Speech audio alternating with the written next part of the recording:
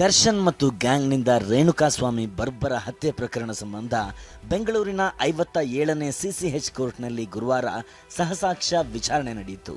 ಗುರುವಾರ ಮುಚ್ಚಿದ ಕೊಠಡಿಯಲ್ಲಿ ಸಾಕ್ಷ್ಯ ವಿಚಾರಣೆ ನಡೆಸಲಾಗಿದೆ. ಈ ವೇಳೆ ಸಂಬಂಧಪಟ್ಟ ವಕೀಲರು ಸಾಕ್ಷಿ ಬಿಟ್ಟು ಉಳಿದವರನ್ನ ಹೊರಕ್ಕೆ ಕಳುಹಿಸಲಾಗಿತ್ತು. ರೇಣುಕಾಸ್ವಾಮಿ ತಾಯಿ ರತ್ನಪ್ರಭಾ ಪಾಟಿ ಸವಾಲು ಎದುರಿಸಿದ್ರು. ಪಾಟಿ ಸವಾಲು ಪೂರ್ಣವಾಗಿದ್ದು ಮುಂದಿನ ವಿಚಾರಣೆಯನ್ನ ಕೋರ್ಟ್ ಡಿಸೆಂಬರ್ 29ಕ್ಕೆ ಮುಂದೂಡಿದೆ.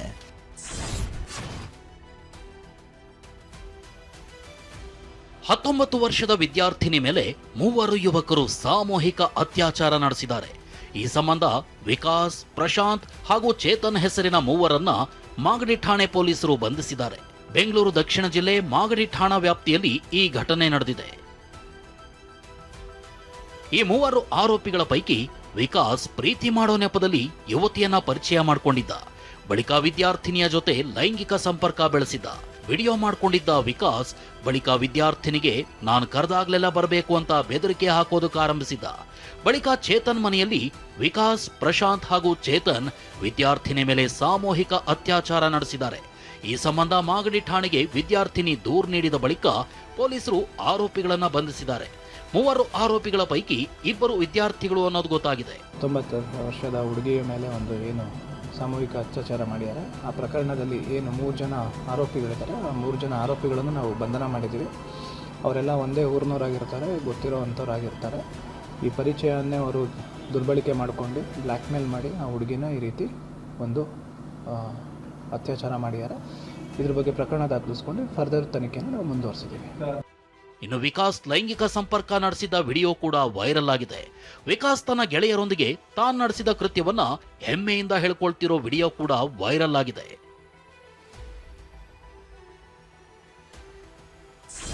I love you, you must love me ಅಂತ ಬೆಂಗಳೂರಿನ ರಾಮಮೂರ್ತಿ ನಗರ ಇನ್ಸ್ಪೆಕ್ಟರ್ ಸತೀಶ್ಗೆ ಪೀಡಿಸ್ತಾ ಇದ್ದ ಮಹಿಳೆ ವನಜಾ ಅಲಿಯಾಸ್ ಸಂಜನಾ ಎಂಥ ಖತರ್ನಾಕ್ ಮಹಿಳೆ ಅನ್ನೋದು ಬಯಲಾಗಿದೆ.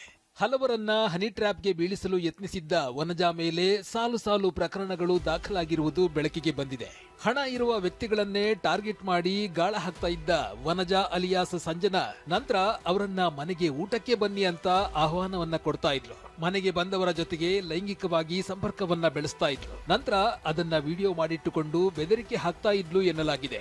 ಈ ಹಿಂದೆ ಸತೀಶ್ ರೆಡ್ಡಿ ಹೆಸರಿನ ಕಾಂಟ್ರಾಕ್ಟರ್ಗೂ ವನಜಾ ಹನಿ ಟ್ರ್ಯಾಪ್ ಮಾಡಿದ್ದಾಳೆ ಎನ್ನುವ ಆರೋಪವಿದೆ. ಕಾಂಟ್ರಾಕ್ಟರ್ಗೆ ಹೆದರಿಸಿ ಮೊದಲು 3 ಲಕ್ಷ ಹಣವನ್ನ ಪಡೆದಿದ್ದ ವನಜಾ ಚಿನ್ನದ ಸರ, ಬ್ರೇಸ್ಲೈಟ್, ಉಂಗುರ ಸಹ ಪೀಕಿದ್ಲು. ಬಳಿಕ ಕಾಂಟ್ರಾಕ್ಟರ್ ಸತೀಶ್ ಆಸ್ತಿಯನ್ನೇ ಲಪಟಾಯಿಸೋದಕ್ಕೆ ನೋಡಿದ್ಲು. ಇದಿಷ್ಟೇ ಅಲ್ಲದೆ ಪೊಲೀಸ್ ಅಧಿಕಾರಿಗಳನ್ನು ಸಹ ಸಂಜನಾ ಬ್ಲಾಕ್ ಮೇಲ್ ಮಾಡಿದ್ದಾಳೆ. 2018ರಲ್ಲಿ ಜಗದೀಶ್ ಹೆಸರಿನ ಹೆಡ್ ಕಾನ್ಸ್ಟೇಬಲ್ ನನ್ನನ್ನ ಮದುವೆ ಆಗೋದಾಗಿ ನಂಬಿಸಿ ವಂಚನೆ ಮಾಡಿದ್ದಾರೆ ಅಂತ ದೂರನ್ನ ದಾಖಲಿಸಿದ್ಲು. ಈ ದೂರು ಸುಳ್ಳು ಅಂತ ಗೊತ್ತಾಗಿ ಪೊಲೀಸರು ಬಿ ರಿಪೋರ್ಟ್ ಅನ್ನ ಸಲ್ಲಿಸಿದ್ರು. ಸಿಎಂ ಸಿದ್ದರಾಮಯ್ಯ ಪತ್ನಿ ವಿರುದ್ಧದ ಮುಡಾ ಸೈಟ್ ಹಂಚಿಕೆ ಕೇಸ್ನಲ್ಲಿ ವರದಿಯನ್ನ ಸಲ್ಲಿಸಬೇಕಾದ ಹಿನ್ನೆಲೆ ಜನಪ್ರತಿನಿಧಿಗಳ ಕೋರ್ಟ್ನಲ್ಲಿ ವಿಚಾರಣೆ ನಡೆಯಿತು. ಈ ವೇಳೆ ಲೋಕಾಯುಕ್ತ ಪೊಲೀಸರು ಈವರೆಗಿನ ತನಿಖಾ ವರದಿಯನ್ನ ಸಲ್ಲಿಸಿದ್ದಾರೆ. ಆರೋಪ ಪಟ್ಟಿ ಸಲ್ಲಿಕೆಗೂ ಮುನ್ನ ಸರ್ಕಾರದ ಪೂರ್ವಾನುಮತಿ ಬೇಕು. ಅನುಮತಿಗಾಗಿ ಮೇಲಧಿಕಾರಿಗಳಿಗೆ ವರದಿಯನ್ನ ಸಲ್ಲಿಸಲಾಗಿದೆ. ಅಂತಿಮ ವರದಿಯನ್ನ ಮುಚ್ಚಿದ ಲಕೋಟೆಯಲ್ಲಿ ಸಲ್ಲಿಸುತ್ತೇವೆ ಅಂತ ಲೋಕಾಯುಕ್ತ ಎಸ್ಪಿಪಿ ವಾದಿಸಿದ್ದಾರೆ. ಈ ವೇಳೆ ಈಗಾಗಲೇ ನಿಮಗೆ ಸಾಕಷ್ಟು ಕಾಲಾವಕಾಶವನ್ನ ನೀಡಲಾಗಿದೆ. ಕೇಸ್ ಡೈರಿ ಸಿದ್ಧವಿದೆಯೇ ಅಂತ ಜಡ್ಜ್ ಪ್ರಶ್ನಿಸಿದ್ದಾರೆ. ಕೇಸ್ ಡೈರಿಯನ್ನ ಶುಕ್ರವಾರ ಸಲ್ಲಿಸುವುದಾಗಿ ಕೋರ್ಟ್ಗೆ ಎಸ್ಪಿಪಿ ಹೇಳಿಕೆ ನೀಡಿದ್ದಾರೆ. ಈ ವೇಳೆ ಸಿದ್ದರಾಮಯ್ಯ ಸೇರಿದಂತೆ 4 ಆರೋಪಿಗಳ ವಿರುದ್ಧ ತನಿಖೆ ಮಾಡಿಲ್ಲ, ಕಾನೂನಿಗೆ ಬೆಲೆ ಕೊಡ್ತಾ ಇಲ್ಲ ಅಂತ ಸ್ನೇಹಮಯಿ ಕೃಷ್ಣ ಆರೋಪಿಸಿದ್ದಾರೆ. ಕೇಸ್ ಡೈರಿಯನ್ನ ಸಲ್ಲಿಸಲು ಲೋಕಾಯುಕ್ತ ಪೊಲೀಸರಿಗೆ ಸೂಚನೆ ನೀಡಿದ ನ್ಯಾಯಾಲಯ ವಿಚಾರಣೆಯನ್ನ ಡಿಸೆಂಬರ್ 23ಕ್ಕೆ ಮುಂದೂಡಿದೆ. ಡಿಸೆಂಬರ್ 23ರಂದು ಬಿ ರಿಪೋರ್ಟ್ ಸಂಬಂಧ ಕೋರ್ಟ್ ವಿಚಾರಣೆಯನ್ನ ನಡೆಸಲಿದೆ. ಕಂದಾಯ ಸಚಿವ ಕೃಷ್ಣ ಬೈರೇಗೌಡ ವಿರುದ್ಧ ಭೂ ಕಬಳಿಕೆ ಆರೋಪ ಮಾಡಲಾಗಿದೆ. ಕೋಲಾರ ತಾಲೂಕು ಗರುಡಪಾಳ್ಯ ಬಳಿ 200 ಎಕರೆ ಪ್ರದೇಶದಲ್ಲಿದ್ದ ಕೆರೆ, ಕುಂಟೆ, ಖರಾಬು ಭೂಮಿಯನ್ನ ಕೃಷ್ಣ ಬೈರೇಗೌಡ ಅವರ ಹೆಸರಿಗೆ ತಮ್ಮ ಪ್ರಭಾವ ಬಳಸಿ ಮಾಡಿಕೊಂಡಿದ್ದಾರೆ ಅಂತ ಆರೋಪಿಸಲಾಗಿದೆ. ಬುಧವಾರ ನಡೆದ ಅಧಿವೇಶನದಲ್ಲಿ ಛಲವಾದಿ ನಾರಾಯಣಸ್ವಾಮಿ ಈ ಆರೋಪ ಪ್ರಸ್ತಾಪ ಮಾಡಿದ್ರು. ಸರ್ವೆ ನಂಬರ್ 46, 47ರಲ್ಲಿ 21 ಎಕರೆ ಭೂಮಿ ಕಬಳಿಕೆ ಮಾಡಿದ್ದಾರೆ ಅಂತ ಆರೋಪಿಸಿದ್ರು. ಇನ್ನು ಕೃಷ್ಣ ಬೈರೇಗೌಡ ಅವರ ತಾತ ಪಟೇಲ್ ಚೌಡೇಗೌಡ ಅವರ ಕಾಲದಲ್ಲಿ ಈ ಭೂಮಿ ಖರೀದಿ ಮಾಡಿದ್ದಾರೆ ಎನ್ನಲಾಗಿದೆ. ಸದ್ಯ ಕೃಷ್ಣ ಬೈರೇಗೌಡ ಅವರ ತಂದೆ ಬೈರೇಗೌಡ ಅವರಿಂದ ಕೃಷ್ಣ ಬೈರೇಗೌಡ ಅವರ ಹೆಸರಿಗೆ ಭೂಮಿ ಬಂದಿದೆ ಎನ್ನಲಾಗಿದೆ. ಇನ್ನು ಭೂ ಕಬಳಿಕೆ ಆರೋಪ ಕೇಳಿಬಂದ ಬಳಿಕ ಬಿಜೆಪಿ ಕಾರ್ಯಕರ್ತರು ಕೋಲಾರ ತಾಲೂಕು ಕಚೇರಿಯ ಕಾವಲಿಗೆ ಕುಳಿತಿದ್ದಾರೆ.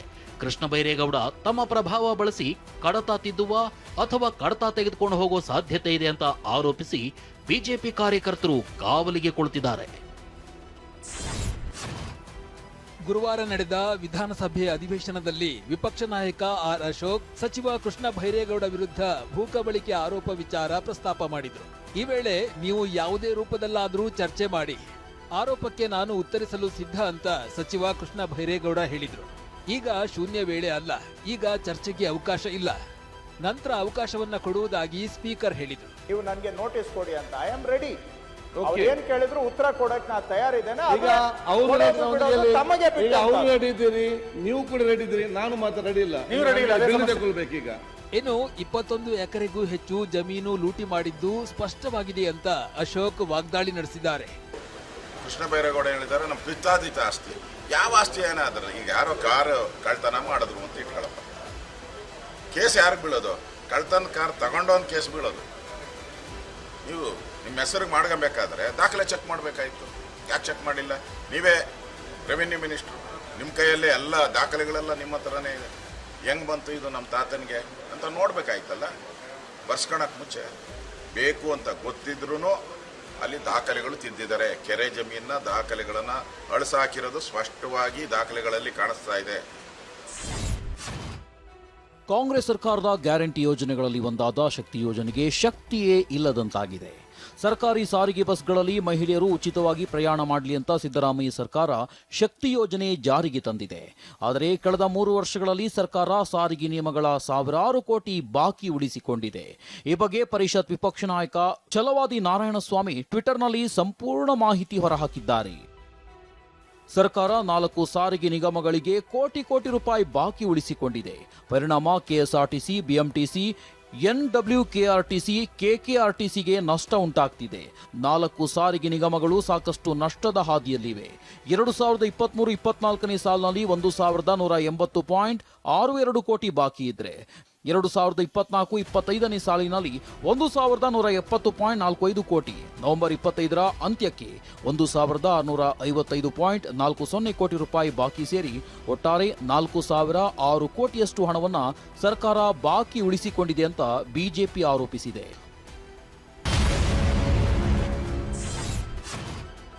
ಸಾರಿಗೆ ನಿಗಮಗಳಿಗೆ ಸರ್ಕಾರ ಬಾಕಿ ಹಣ ಉಳಿಸಿಕೊಂಡ ಬಗ್ಗೆ ಪ್ರತಿಕ್ರಿಯಿಸಿರುವ ಸಾರಿಗೆ ಸಚಿವ ರಾಮಲಿಂಗಾರೆಡ್ಡಿ, ಸರ್ಕಾರದಿಂದ ಬರಬೇಕಾದ ಹಣ ಬಾಕಿ ಇರುವುದು ನಿಜ, ಆದರೆ ಬಿಜೆಪಿಯವರು ಮಾಡಿರುವ ಸಾಲವನ್ನ ನಾವು ತೀರಿಸ್ತಾ ಇದ್ದೇವೆ ಎಂದಿದ್ದಾರೆ. ಪಕ್ಷದ ನಾಯಕರ ಗಮನಕ್ಕೆ ತರೋದಕ್ಕೆ ಇಚ್ಛೆ ಪಡ್ತೀನಿ. ಅವರು ನಮಗೆ 2023ರಲ್ಲಿ ಅಧಿಕಾರ ಬಿಟ್ಟುಕೊಟ್ಟಂಥ ಸಂದರ್ಭದಲ್ಲಿ 4,000 ಕೋಟಿ ಸಾಲ ಬಿಟ್ಟು ಹೋಗಿದ್ದಾರೆ.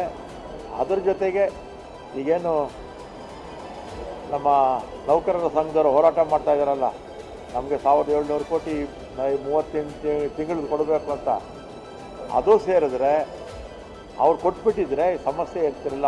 ಇನ್ನು ಸದನದಲ್ಲಿ ಬಾಕಿ ಹಣ ಉಳಿಸಿಕೊಂಡ ಬಗ್ಗೆ ಚರ್ಚೆ ಆಗ್ತಾ ಇದ್ದಂತೆ ಸರ್ಕಾರ ಸಾರಿಗೆ ಇಲಾಖೆಯ 4 ನಿಗಮಗಳಿಗೆ 441 ಕೋಟಿ ಅನುದಾನವನ್ನ ಬಿಡುಗಡೆ ಮಾಡಿದೆ. ನವೆಂಬರ್ ತಿಂಗಳ ಅನುದಾನವಾಗಿ 441 ಕೋಟಿ ಅನುದಾನವನ್ನ ಬಿಡುಗಡೆ ಮಾಡಲಾಗಿದೆ. ಶಕ್ತಿ ಯೋಜನೆಯ ಬಾಕಿ 4006 ಕೋಟಿ ಹಣ ಹಾಗೆಯೇ ಉಳಿದಿದೆ. ಬುಧವಾರ ನಡೆದ ಅಧಿವೇಶನದಲ್ಲಿ ಸಚಿವೆ ಲಕ್ಷ್ಮೀ ಹೆಬ್ಬಾಳ್ಕರ್ 2 ತಿಂಗಳ ಗೃಹಲಕ್ಷ್ಮಿ ಹಣ ಜಮೆ ಆಗಿಲ್ಲ ಎಂದು ತಪ್ಪೊಪ್ಪಿಕೊಂಡಿದ್ರು. ಹಾಗಾದ್ರೆ 5,000 ಕೋಟಿ ಎಲ್ಲಿ ಹೋಯ್ತು? ಬಿಜೆಪಿ ನಾಯಕರು ಪ್ರಶ್ನೆ ಎತ್ತಿದ್ದಾರೆ. ಈ ಬಗ್ಗೆ ಉತ್ತರಿಸಿರುವ ಹೆಬ್ಬಾಳ್ಕರ್ ಚೈಲ್ಡಿಸ್ಟ್ ಪ್ರಶ್ನೆ ಅಂತ ತಿರುಗೇಟು ಕೊಟ್ಟಿದ್ದಾರೆ. 5,000 ಕೋಟಿ ಆ 2 ತಿಂಗಳ ಹಣ ಎಲ್ಲಿ ಹೋಗಿದೆ ಅನ್ನೋದು ಈಗ ನೀವು ಯಾವತ್ತು ಕೊಟ್ಟಿಲ್ಲ ಅಂತಂದರೆ ಕೊಡೋದು ಯಾವಾಗ? ಒಂದು ಸಮಯ ಆ ಹಣ ಎಲ್ಲಿ ಇಳಿಸಿ ಇಟ್ಟಿದ್ದೀರಿ ಪ್ರಶ್ನೆ ಬರ್ತದಲ್ಲ. ಚೈಲ್ಡಿಶ್ ಆಗಿ ಕ್ವಶನ್ ಮಾಡಕ್ ಹೋಗ್ಬೇಡಿ. ವಿರೋಧ ಪಕ್ಷದವರು 5,000 ಕೋಟಿ ಎಲ್ಲಿ ಹೋಗಿದೆ? 5,000 ಕೋಟಿ ಬಿಡುಗಡೆನೇ ಆಗಿಲ್ಲ. ಬಿಡುಗಡೆ ಆಗಿದ್ರೆ 5,000 ಕೋಟಿ ಎಲ್ಲಿ ಹೋಗಿದೆ? ಬಿಡುಗಡೆ ಆಗಿಲ್ಲ. ಸರ್ಕಾರದ ಖಜಾನೆ ಖಾಲಿಯಾಗಿದೆ ಎಂದಿದ್ದ ಬಿವೈ ವಿಜಯೇಂದ್ರ ವಿರುದ್ಧ ಡಿಸಿಎಂ ಡಿಕೆ ಶಿವಕುಮಾರ್ ಕಿಡಿಕಾರಿದ್ದಾರೆ. ಕಲೆಕ್ಷನ್ಗೆ ಕಿಂಗ್ ಅಂದ್ರೆ ವಿಜಯೇಂದ್ರ ಎಂದಿದ್ದಾರೆ. ಡಿಕೆ ಶಿವಕುಮಾರ್ ಹೇಳಿಕೆಗೆ ತಿರುಗೇಟು ನೀಡಿದ ವಿಜಯೇಂದ್ರ, ಭ್ರಷ್ಟಾಚಾರದ ಪಿತಾಮಹ ಯಾರು ಎಂದು ಕೇಳಿದ್ರೆ ರಾಜ್ಯದಲ್ಲಿ ಡಿಕೆಶಿ ಹೆಸರೇ ಹೇಳ್ತಾರೆ ಎಂದಿದ್ದಾರೆ. ಕಲೆಕ್ಷನ್ ಏನಾದ್ರು ಇವತ್ತು ಕಿಂಗ್ ಅಂತಂದ್ರೆ ವಿಜಯೇಂದ್ರ. ಅವ್ರ ಅಪ್ಪನ ಹೆಸರು ಇವತ್ತೇನಾದ್ರು ಇಳಿಸ್ಬೇಕಾದ್ರೆ ವಿಜೇಂದ್ರ, ಅದನ್ನ ಮರಿಬಾರದು. ರಾಜ್ಯದ ರಾಜಕೀಯ ಇತಿಹಾಸದಲ್ಲಿ ಭ್ರಷ್ಟಾಚಾರದ ಪಿತಾಮಹರು ಯಾರು ಅಂತ ಹೇಳಿದ್ರೆ ಡಿ.ಕೆ. ಶಿವಕುಮಾರ್ ಅವರು. ನಿಮ್ಮ ಕಾಂಗ್ರೆಸ್ ಪಕ್ಷದಲ್ಲಿ ಕೇಳಿದ್ರೆ ಹೇಳ್ತಾರೆ, ಯಾರ ಹೆಸರು ಹೇಳಬೇಕು ಅಂತ ಹೇಳ್ತಾರೆ. ಬಿವೈ ವಿಜೇಂದ್ರ ವಿರುದ್ಧ ವಾಗ್ದಾಳಿ ನಡೆಸಿದ ಡಿಸಿಎಂ ಡಿಕೆ ಶಿವಕುಮಾರ್ಗೆ ವಿರೋಧ ಪಕ್ಷದ ನಾಯಕ ಆರ್ ಅಶೋಕ್ ತಿರುಗೇಟು ನೀಡಿದ್ದಾರೆ. ಖಜಾನೆ ಖಾಲಿಯಾಗಿಲ್ಲ ಅಂದ್ರೆ 5,000 ಕೋಟಿ ಎಲ್ಲಿ ಹೋಯ್ತು ಅಂತ ಪ್ರಶ್ನೆ ಮಾಡಿದ್ದಾರೆ. ಖಜಾನೆ ಯಾವ ಖಜಾನೆ ಖಾಲಿಯಾಗಿದೆ? ಯಾವ ಖಜಾನೆ ಖಾಲಿಯಾಗಿದೆ ಹೇಳಬೇಕು. ಮತ್ತೆ 5,000 ಕೋಟಿ ಎಲ್ಲೋಯ್ತು? ಈಗ ಖಾಲಿ ಆಗಿಲ್ಲ ಅಂದ್ರೆ 5,000 ಕೋಟಿ ಯಾಕೆ ಹೋಯ್ತು? ಅವನು ಲೈಬ್ರರಿಯನ್ನು ಆತ್ಮಹತ್ಯೆ ಮಾಡ್ಕೊಂಡ, ನನಗೆ 6 ತಿಂಗಳಿಂದ ಸಂಬಳ ಕೊಟ್ಟಿಲ್ಲ ಅಂತ ಯಾಕೆ ಮಾಡ್ಕೊಂಡ? ವಿಧಾನಸಭೆಯಲ್ಲಿ ಸದ್ದುಗದ್ದಲದ ನಡುವೆಯೇ ದ್ವೇಷ ಭಾಷಣದ ಬಿಲ್ ಅಂಗೀಕಾರವಾಗಿದೆ. ಹೆಚ್ಚಿನ ಚರ್ಚೆಗೆ ಅವಕಾಶ ಸಿಗದೆ ವಿಧೇಯಕ ಅಂಗೀಕಾರಗೊಂಡಿದೆ. ಹಾಕುತ್ತೇನೆ 20 ಸಾಲಿನ ಕರ್ನಾಟಕ ದ್ವೇಷ ಭಾಷೆ ಮತ್ತು ದ್ವೇಷಗಳ ಅಪರಾಧಗಳ ಪ್ರತಿಬಂಧ ವಿಧೇಯಕವನ್ನು ಈ ಸಭೆ ಅಂಗೀಕರಿಸಬೇಕು. ದ್ವೇಷ ಭಾಷಣ ವಿಧೇಯಕದ ಅಂಗೀಕಾರದ ವೇಳೆ ವಿಪಕ್ಷ ನಾಯಕ ಅಶೋಕ್ ಮತ್ತು ಬಿಜೆಪಿ ಶಾಸಕರು ವಿಧೇಯಕದ ಪ್ರತಿಯನ್ನ ಹರಿದೆಸೆದು ವಿಧೇಯಕದ ವಿರುದ್ಧ ಆಕ್ರೋಶ ವ್ಯಕ್ತಪಡಿಸಿದರು. ದ್ವೇಷ ಭಾಷಣದ ಚರ್ಚೆಯ ವೇಳೆ ಭೈರತಿ ಸುರೇಶ್ ಬಿಜೆಪಿ ನಾಯಕರು ಕರಾವಳಿಗೆ ಬೆಂಕಿ ಹಚ್ಚಿದ್ರು ಎನ್ನುವ ಮಾತನಾಡಿದ್ರು. ಈ ಮಾತಿಗೆ ಕೆರಳಿದ ಕರಾವಳಿ ಸಚಿವರು ಭೈರತಿ ಮೇಲೆ ಮುಗಿಬಿದ್ರು. ಕರಾವಳಿ ಬೆಂಕಿ ಹಾಕ್ಬಿಟ್ಟು ಇಲ್ಲಿ ಯಾಕೆ ಬೆಂಕಿ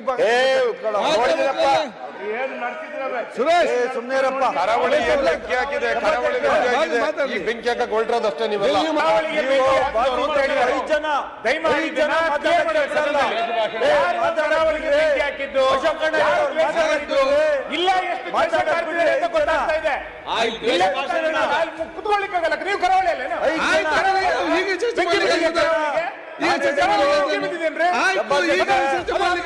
ಆದ್ರೆ ಇದಕ್ಕೆ ಹಿಂಜರಿಯದ ಭೈರತಿ ಸುರೇಶ್ ಹೆದರಿಸಬೇಡಿ, ನಾನು ಹೆದರಲ್ಲ ಅಂತ ಗುಡುಗಿದ್ರು.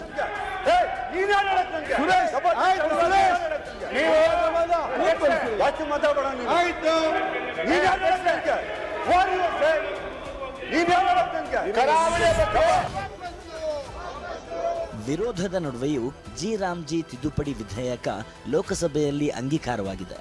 ಮನ್ರೇಗಾ ಯೋಜನೆಯ ಹೆಸರನ್ನ ವಿಕಸಿತ್ ಜಿ ರಾಮ್ಜಿ ಮಸೂದೆ ಅಂತ ಬದಲಿಸಿ ಹಲವು ಬದಲಾವಣೆಗಳೊಂದಿಗೆ ತಿದ್ದುಪಡಿ ಬಿಲ್ ಪಾಸ್ ಆಗಿದೆ.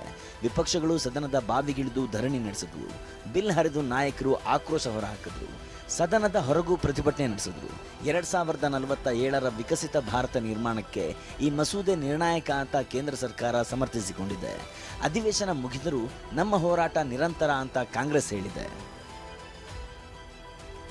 ವಾಯುಮಾಲಿನ್ಯ ಮಿತಿಮೀರಿದ ಹಿನ್ನೆಲೆಯಲ್ಲಿ ದೆಹಲಿಯಲ್ಲಿ ಗುರುವಾರದಿಂದ 4ನೇ ಹಂತದ ಗ್ರೇಟೆಡ್ ರೆಸ್ಪಾನ್ಸ್ ಆಕ್ಷನ್ ಪ್ಲಾನ್ ಜಾರಿಗೆ ತರಲಾಗಿದೆ. ವಾಯುಮಾಲಿನ್ಯ ನಿಯಂತ್ರಿಸಲು ಹಲವು ನಿರ್ಬಂಧಗಳನ್ನು ಹೇರಲಾಗಿದೆ. ನರ್ಸರಿಯಿಂದ 5ನೇ ತರಗತಿಗೆ ಶಾಲೆಗಳಲ್ಲಿ ತರಗತಿ ಇಲ್ಲ. 6ರಿಂದ 9ನೇ ತರಗತಿ ಮತ್ತು 11ನೇ ತರಗತಿಗೆ ಆನ್ಲೈನ್ ತರಗತಿ. ಸರ್ಕಾರಿ ಮತ್ತು ಖಾಸಗಿ ಕಚೇರಿಗಳಲ್ಲಿ 50% ಹಾಜರಾತಿಗೆ ಅವಕಾಶ ನೀಡಲಾಗಿದೆ. ಉಳಿದವರು ಮನೆಯಿಂದ ಕೆಲಸ ಮಾಡಲು ಸೂಚನೆ ನೀಡಲಾಗಿದೆ. ನಾಳೆಯಿಂದ BS6 ವಾಹನಗಳಿಗೆ ಮಾತ್ರ ದೆಹಲಿಗೆ ಪ್ರವೇಶ ಇರುತ್ತೆ. ಬೇರೆ ವಾಹನಗಳು ರಾಷ್ಟ್ರ ರಾಜಧಾನಿ ದೆಹಲಿ ಪ್ರವೇಶಿಸುವಂತಿಲ್ಲ. ಮಾಲಿನ್ಯ ನಿಯಂತ್ರಣ ಪ್ರಮಾಣ ಪತ್ರ ಇಲ್ಲದಿದ್ರೆ ಪೆಟ್ರೋಲ್, ಡೀಸೆಲ್ ಇಲ್ಲ. ಎಲ್ಲ ಕಟ್ಟಡ ನಿರ್ಮಾಣ ಮತ್ತು ನೆಲಸಮ ಕಾಮಗಾರಿಗಳು ಸ್ಥಗಿತಗೊಳಿಸಲಾಗಿದೆ. ಸೌದೆ, ಕಲ್ಲಿದ್ದಲು ಬಳಸುವ ತಂದೂರುಗಳನ್ನು ಬ್ಯಾನ್ ಮಾಡಲಾಗಿದೆ. ಇನ್ನು BS V1 ಮಾನದಂಡಗಳಿಗಿಂತ ಕಡಿಮೆ ಇರುವ ದೆಹಲಿಯೇತರ ವಾಹನಗಳ ಪ್ರವೇಶವನ್ನು ನಿಷೇಧಿಸಲಾಗಿದೆ. ಇದಲ್ಲದೆ ಮಾಲಿನ್ಯ ನಿಯಂತ್ರಣ ಪ್ರಮಾಣ ಪತ್ರಗಳನ್ನು ಹೊಂದಿರದ ವಾಹನಗಳಿಗೆ ಪೆಟ್ರೋಲ್ ಪಂಪ್ಗಳಲ್ಲಿ ಇಂಧನ ಹಾಕದಿರಲು ಸೂಚನೆ ನೀಡಲಾಗಿದೆ. ಸಾಮಾಜಿಕ ಜಾಲತಾಣಗಳನ್ನು ಬಳಸುವ ಎಲ್ಲರಲ್ಲೂ ನಾನು ಕೈ ಮುಗಿದು ಬೇಡ್ಕೊಳ್ತೀನಿ, ದಯವಿಟ್ಟು ನೀವ್ಯಾರು AI ಪ್ರೇರಿತ ಅಸಭ್ಯಗಳನ್ನ ಯಾವತ್ತೂ ಬೆಂಬಲಿಸಬೇಡಿ. ತಂತ್ರಜ್ಞಾನವನ್ನ ಬಳಸೋದು ಮತ್ತು ದುರ್ಬಳಕೆ ಮಾಡಿಕೊಳ್ಳೋದ್ರಲ್ಲಿ ವ್ಯತ್ಯಾಸ ಇದೆ. ಇಲ್ಲಿ ಕೆಟ್ಟದಾಗಿ ಬಿಂಬಿಸಲ್ಪಡುವ ಪ್ರತಿಯೊಬ್ಬ ಹುಡುಗಿಯೂ ಒಬ್ಬಾಕೆ ಮಗಳು, ತಂಗಿ, ಮೊಮ್ಮಗಳು, ಗೆಳತಿ ಅಥವಾ ಸಹೋದ್ಯೋಗಿಯಾಗಿರ್ತಾಳೆ ಅನ್ನೋದನ್ನ ನೆನ್ಪಿಡಿ. ನನ್ನ ಕೆಲಸದ ಒತ್ತಡದ ನಡುವೆ ದಿನನಿತ್ಯ ಆಗುವ ಘಟನೆಗಳ ಬಗ್ಗೆ ಕೆಲವೊಮ್ಮೆ ನನಗೇ ತಿಳಿದಿರೋದಿಲ್ಲ. ಆದರೆ ಅವನ್ನೆಲ್ಲ ನನ್ನ ಗಮನಕ್ಕೆ ತರುವ ನನ್ನ ಹಿತೈಷಿಗಳಿಗೆ ಥ್ಯಾಂಕ್ಸ್ ಹೇಳ್ತೀನಿ. ನೀವೆಲ್ಲರೂ ನಮ್ಮ ಜೊತೆ ನಿಲ್ಬೇಕೆಂದು ಬಯಸ್ತಾ ಇದ್ದೇನೆ. ಈ ವಿಚಾರದಲ್ಲಿ ಕಾನೂನು ತನ್ನದೇ ಆದ ಕ್ರಮಗಳನ್ನು ಕೈಗೊಳ್ಳುತ್ತದೆ. ಬೆಂಗಳೂರಿನಲ್ಲಿ 2ನೇ ವಿಮಾನ ನಿಲ್ದಾಣ ನಿರ್ಮಾಣದ ಬಗ್ಗೆ ಕೇಂದ್ರದ ನೀತಿಯಡಿ ಯಾವುದೇ ಪ್ರಸ್ತಾವನೆ ಸ್ವೀಕರಿಸಿಲ್ಲ ಅಂತ ವಿಮಾನಯಾನ ರಾಜ್ಯ ಖಾತೆ ಸಚಿವ ಮುರಳೀಧರ್ ಮಾಹಿತಿ ನೀಡಿದ್ದಾರೆ. ಸಂಸದ ಪಿಸಿ ಮೋಹನ್ ಪ್ರಶ್ನೆಗೆ ಉತ್ತರಿಸಿದ ಮುರಳೀಧರ್, ಕೆಐಎಬಿಯಿಂದ 150 ಕಿಲೋಮೀಟರ್ ವೈಮಾನಿಕ ಅಂತರದೊಳಗೆ ಯಾವುದೇ ಹೊಸ ಏರ್ಪೋರ್ಟ್ ನಿರ್ಮಾಣ ಸಾಧ್ಯ ಇಲ್ಲ. ಹೊಸ ವಿಮಾನ ನಿಲ್ದಾಣ ನಿರ್ಮಾಣ ಅಥವಾ HAL ವಾಣಿಜ್ಯ ಬಳಕೆಗೆ ಕೆಐಎಬಿ ಲಿಮಿಟೆಡ್ನಿಂದ ಅನುಮತಿ ಅಗತ್ಯ ಎಂದಿದ್ದಾರೆ. ಓಮನ್ ಪ್ರವಾಸದಲ್ಲಿರುವ ಪ್ರಧಾನಿ ನರೇಂದ್ರ ಮೋದಿ ಸುಲ್ತಾನ್ ಹೈತಾಮ್ ಬಿನ್ ತಾರಿಕ್ ಭೇಟಿಯಾಗಿ ದ್ವಿಪಕ್ಷೀಯ ಮಾತುಕತೆ ನಡೆಸಿದ್ದಾರೆ. ಈ ವೇಳೆ ಸುಲ್ತಾನರ ವಿಶಿಷ್ಟ ನಾಗರಿಕ ಗೌರವವಾದ ಆರ್ಡರ್ ಆಫ್ ಓಮನ್ ಅನ್ನ ಸುಲ್ತಾನ್ ಹೈತಾಮ್ ಬಿನ್ ತಾರಿಕ್ ಅವರು ಪ್ರಧಾನಿ ಮೋದಿಗೆ ಪ್ರದಾನ ಮಾಡಿದ್ದಾರೆ. ಐಪಿಎಲ್ನ ಮಾಜಿ ಅಧ್ಯಕ್ಷ ಲಲಿತ್ ಮೋದಿ ದೇಶ ಬಿಟ್ಟು ಪರಾರಿಯಾಗಿರುವ ಉದ್ಯಮಿ ವಿಜಯ್ ಮಲ್ಯ 70ನೇ ಹುಟ್ಟುಹಬ್ಬವನ್ನ ಲಂಡನ್ನಲ್ಲಿ ಅದ್ದೂರಿಯಾಗಿ ಆಚರಿಸಿದ್ದಾರೆ.